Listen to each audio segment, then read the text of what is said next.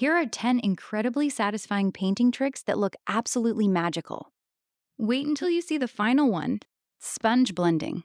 First, using a sponge to softly blend blue and white paint together. This creates smooth, cloud-like textures. Tape line art. Place tape across the canvas in random directions. Paint over it. And now peel it off for perfectly clean lines. Toothbrush splash effect.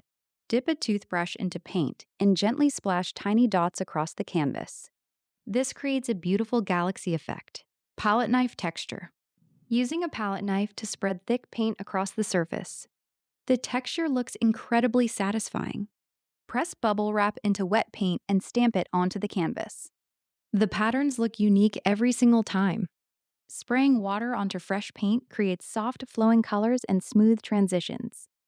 Slowly swirl different colors together using a stick or brush handle. The result looks mesmerizing. Adding golden highlights instantly makes the painting look elegant and expensive. Dip a string into paint and drag it across the canvas. The final pattern looks like flower petals filled.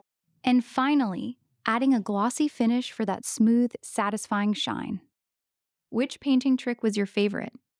Comment below and subscribe for more satisfying art videos.